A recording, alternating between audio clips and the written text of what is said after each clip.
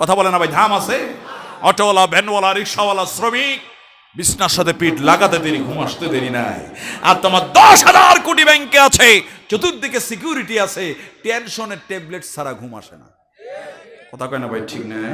তাহলে সুস্থতার চাইতে বড় নিয়ামত আর একটাও নাই। আপনারা কিভাবে সুস্থ থাকবেন? দুই একটা ঔষধ কি আপনাদেরকে দেব? টাকা লাগবে না, ফ্রি ফ্রি দেব।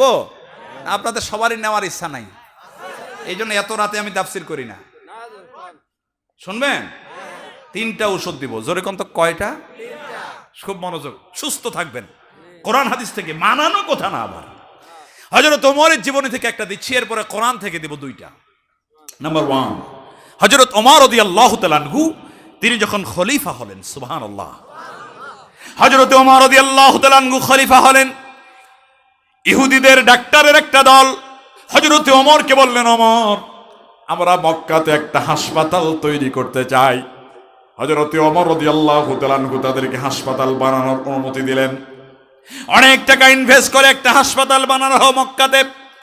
কিন্তু 1 বছর হয়ে গেছে, ওই হাসপাতালে কোনো রোগী পাওয়া যায়? রোগী নাই। আর আমাদের হাসপাতালগুলিতে রোগী রাখার জায়গা। তাহলে ব্যাপারটা কি, ওদের হাসপাতালে রোগী নাই, আমাদের হাসপাতালে রাখার জায়গা নাই? পার্থক্য আছে না নাই? হযরত ওমর 1 বছর পরে ওই ডাক্তারের দল ওমরের কাছে আবার আসছে, ওমর, অনেক টাকা খরচ করে হাসপাতাল বানালাম, কিন্তু রোগী নাই। ব্যবসায় তো লালবাতি জ্বলছে, আর থাকবো না, মক্কা থেকে চলে যাব। তবে যাওয়ার আগে তুমি একটু উত্তরটা দিয়ে দাও, আমাদের হাসপাতালে রোগী নাই কেন? তোমাদের কি অসুখ বিসুখ হয় না? হযরত ওমর বললেন, অসুখ বিসুখ হয়, তবে কম হয়। আমরা একটা স্পেশাল আমল করি, ওই আমলটা করলে মানুষের অসুখ বিসুখ কম হয়। বলবো আপনাদেরকে? হযরত ওমর বলেন, ডাক্তারের দল, শোনো শোনো, শুধু ঔষধ খাইলেই মানুষ সুস্থ হয় না। আমাদের আমল আছে, আমলটা হলো যতক্ষণ পর্যন্ত আমাদের পেটে ক্ষুধা লাগে না ততক্ষণ পর্যন্ত আমরা খাই না। কথা বুঝতেছেন? আমার কথা বুঝতে আপনাদের কোনো অসুবিধা হচ্ছে?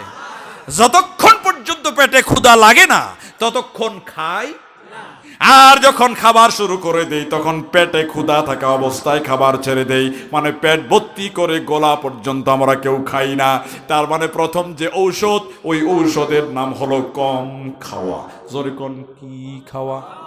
আরেকবার, কম খাবেন আপনারা। আমাদের বাঙালি কিছু আছে, যদি ফ্রি পায়, ফ্রি 4 আঙ্গুল কপাল বাদ দিয়ে পুরোটাই পেট, দেখলে মনে হয় জীবনের আখেরি খাবার খাচ্ছে। যদি বেশি দিন খেতে চান তাহলে কম খান। 2 নম্বর ঔষধ, আল্লাহ 30 পারা কোরআন গবেষণা করে আমি পেয়েছি, আল্লাহ রাব্বুল আলামিন কোরআনুল কারীমে ঔষধের কথা বলেছেন মোট 6 বার। কয়বার বাবা? তার ভিতরে 5 বার আল্লাহ বলেছেন কোরআনটাই হলো তোমাদের জন্য বড় ঔষধ। সুবহানাল্লাহ কবেন না? কোরআন বলছে, ওয়ানুনাজ্জিলু মিনাল কুরআনি মা হুয়া শিফাউন ওয়া রাহমাতুল লিল মুমিনিন।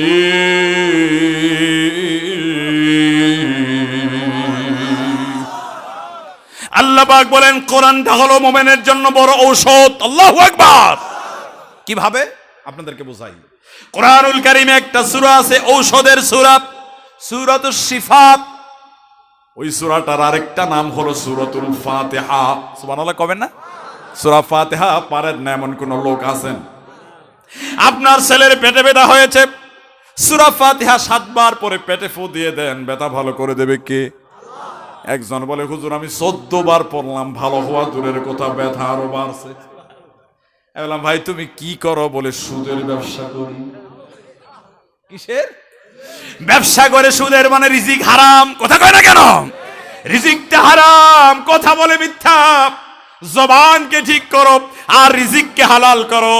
আল্লাহর কসম, আজও কোরআন ঔষধ হিসাবে কাজ করবে। জোরে কোন ঠিক কিনা? নাম্বার 2, এই পৃথিবী যত অসুখ বিসুখ আছে, ব্লাড প্রেসার বলেন, প্রেসার আছে না অনেকের? কথা কয় না বাবা? হাই প্রেসার আছে না? ব্লাড প্রেসার বলেন, ডায়াবেটিক্স বলেন, হার্টের অসুখ বলেন, চিকিৎসা বিজ্ঞান ডাক্তাররা আমাদেরকে বলে পৃথিবীতে যত অসুখ বিসুখ হয় তার অধিকাংশ অসুখের উৎপত্তি হয়, শুরু হয় তার চিন্তা থেকে। কথা থেকে বলেন তো? আপনার যদি হাই প্রেসার থাকে, চিন্তা বাড়ায় দেন, প্রেসার বাড়বে না কমবে? বাবা কথা বুঝেন না, বাড়বে না কমবে? আপনার যদি ডায়াবেটিক্স থাকে, চিন্তা বাড়ায় দেন, টেনশন বাড়ায় দেন, ডায়াবেটিক্স বাড়বে না কমবে? মানুষ যখন কোরআন তেলাওয়াত করে, আল্লাহু আকবার, আল্লাহ রাব্বুল আলামিন তার অন্তরটাকে চিন্তা মুক্ত, রিফ্রেশ করে দেন, টেনশন মুক্ত করে দেন। ডায়াবেটিক্স, ব্লাড প্রেসার, সমস্ত রোগগুলি কোরআন তেলাওয়াতের কারণে আস্তে করে আল্লাহ কমিয়ে দেন। সুবহানাল্লাহ। এবার আল্লাহকে বললাম, আল্লাহ আরেকটা ঔষধ দাও যেটা আমরা খাবো। খাবার দরকার আছে না? এটা তো পড়বো, আরেকটা তো খাবো আমরা। আল্লাহকে বললাম, আল্লাহ একটা খাবার ঔষধ তুমি প্রেসক্রাইব করে দাও। আল্লাহ কয় ঠিক আছে, দিলাম, লিখে দিলাম, এটা খাবি। সুবহানাল্লাহ কবেন না? আল্লাহ যেটা খাইতে বললেন ওই ঔষধটার নাম কি কেউ জানেন না? আপনারা জানেন, বলতে পারতেছেন না। আল্লাহ পাক বলেন, ওয়া আউহা রাব্বুকা ইলান নাহলি আন ইত্তাখিযি মিনাল জিবালি বুয়ুতাও ওয়া মিনাশ শাজারি ওয়া মিম্মা ইয়ারিশুন। কোরআনের কথা শুনতে খারাপ লাগতেছে? কেচ্ছা কাহিনী বলবো নাকি? সব রকম ওয়াজ আমার কাছে আছে। এইটা যদি কারো খারাপ লাগে বুঝতে হবে ঈমান নাই। কথা কয় না কেন? কোরআন শুনলে মানুষ ঈমানদারের ঈমান বাড়ে, আর মুনাফিকের মুনাফিকই বাড়ে। ও থাকতে পারবে না, আস্তে করে বাড়ি যাবে, ওরে ভালোই লাগবে না। কথা কয় না ভাই? আল্লাহ পাক বলেন, ওয়া আউহা রাব্বুক, তোমার রব ওহী পাঠাচ্ছেন ইলান নাহাল, মৌমাছির কাছে। আল্লাহু আকবার। কার কাছে বাবা? মৌমাছির কাছে। আনিত্তাখিযি, স্ত্রীলিঙ্গ। আল্লাহ পাক বলেন, ও মহিলা মৌমাছি, তুমি ঘর বানাও। আমাদের দেশে ঘর বানায় কারা? পুরুষ না মহিলা? আপনাদের এলাকায় ঘরের কাজ, বিল্ডিং এর কাজ কারা করে? পুরুষ না মহিলা? কিন্তু আল্লাহ এখানে মহিলা মৌমাছিকে বললেন। কোন মৌমাছি? এখানেও পুরুষ না মহিলা? আল্লাহ মহিলা মৌমাছিকে ঘর বানাতে বললেন কেন? ১৫০০ বছর পরে আমরা দেখতে পেলাম যারা মৌচাকের আবাদ করে, মধুর আবাদ করে। মধুর আবাদ করে না অনেকে? ওই সরিষা ফুলের পাশে মৌচাকের যারা আবাদ করে তারা জানে পুরো মৌচাকটাকে যিনি নেতৃত্ব দেন, যিনি লিড দেন, তিনি কিন্তু পুরুষ নন, একজন রানী মহিলা মৌমাছি। আল্লাহু আকবার, জোরে বলেন। আল্লাহ পাক ১৫০০ বছর আগে বললেন, ও মহিলা তুমি ঘর বানাও। বিনাল জিবাল, পাহাড়ের চূড়ায়, ও মিনাস শাজার, গাছের ডালে, ও মিম্মা ইয়ারিশুন। আর মানুষ যে ঘর বানায় ঘরের ছাদের নিচে, এই ৩ জায়গা ছাড়া মৌমাছি কোথাও ঘর বানায়? একটা মৌচাকের ভিতরে ১২,০০০ পর্যন্ত মৌমাছি পাওয়া যায়। একটা মৌচাকের ভিতরে ৩ প্রকারের মৌমাছি পাওয়া যায়। একটা হলো রানী, যিনি নেতৃত্ব দেন। আরেকটা হলো ওয়ার্কার, কর্মচারী, যারা মধু সংগ্রহ করেন। আরেকটা হলো সেনাবাহিনী, দারোয়ান, যারা পুরো মৌচাকটাকে পাহারা দেন। দারোয়ান আছে না? নাই? দারোয়ান আছে না? ঢিল মারছেন কোনোদিন মৌচাকে? আল্লাহ একদিনও মারেন নাই? আমি ছোটবেলায় ৩ বার মারছি। আমি দেখেছি মৌচাকের ভিতরে ঢিল মারতে দেরি, ওখান থেকে বের হয়ে আমাকে ধরতে দেরি হয়নি। কথা কয় না কেন বাবু? তার মানে দারোয়ান আছে, সেনাবাহিনী আছে, ২৪ ঘন্টা ওটাকে পাহারা দেওয়া হয়। মারহাবা, জোরে কোন। একটা মৌমাছি ১০ কিলোমিটার পর্যন্ত চলে যায় তার মধু সংগ্রহ করবার জন্য। আশ্চর্যের বিষয় হলো ১০ কিলোমিটার দূর থেকে সে যখন আবার তার মৌচাকের দিকে ব্যাক করে, একদিনের জন্য সে রাস্তা ভুলে যায় না। ফাসলুকি সুবুলা রাব্বিকি যুলুলা।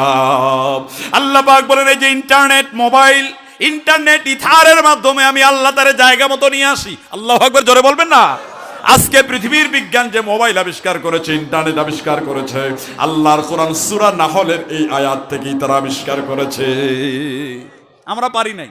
আমরা কোরআনকে বানাইছি মরা মানুষের বই, দাওয়াত খাওয়া বই, মিলাদ পড়া বই, নামাজ পড়া বই। আল্লাহ তো মরা মানুষের জন্য কোরআন দেন নাই।